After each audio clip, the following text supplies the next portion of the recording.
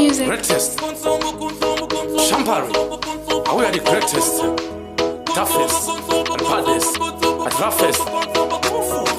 Dini Noah. Yamaga pressure. Yamaga pressure. Nekuti is part of nature. Divinity. Chiva muchecha.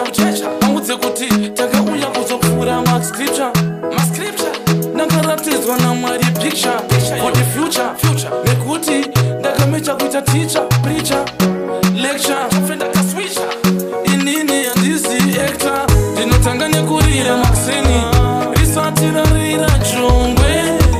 Dini ndopanga mapsikira ndichimafurira hombe. Amokweza. Dinenge ndichiedza. Dinotwarinzira mwari richidedza. Kuti mwari ngavavongwe. Ndobva ndatira mangwana ngarirongwe. Risamborongwe. Ende tichifamba neshongwe. Apara mhaka yake ngatongwe. Mwari muvavongwe. Ndichiti handibvume handingatongwe. Neumambo kumadokero. Kana vane nharo masisi achoti maloki. Vona kuti atidhomoki. Nzira dzanga vadzibloki. Kana vachida ngavakoke. Hama dzavo dzese. Mwene kuti isusu havatidzori. Tentotarisa patosvika. Rino inogore. Zvata ite mungazvishori. Man, imimi tinofamba mumakore. Ngoma racho hatiri nyore. Kunyangwe zvavo vangashore. Asi zvatoita isusu hamagone.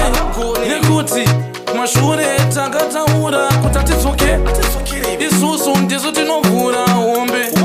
Kombe ndichiti ndinotora mukombe. Nekuti handakumecha kuita rombe. That's why ndichiti kana ndikasvika ndichivhura hombe.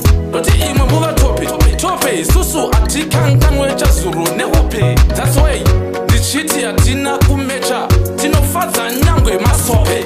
Ndichiti magorokoto amlope. Inini ndinoimba but handibeketi. Saka ndiziribeka malope. Bunza isolo matokwe. Nekuti ndomafarira marokwe. Cheyemeni obey. Garema vaudza riwati. Kuti isusu hatichandiri awati. Tinochandira riwati. Ndichiti nini ndinorira. Asati arira machongwe. Asati akukuruza. Ndenge ndichida kumavhurira hombe. Ndobva ndavaudza. Inini ndinoenda kumberi. Kumashure ndidzoke.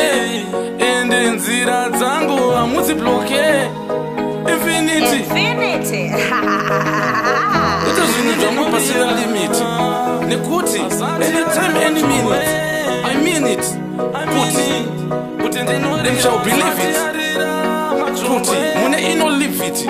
Ndisu tinorira makseni asati arira machongwe.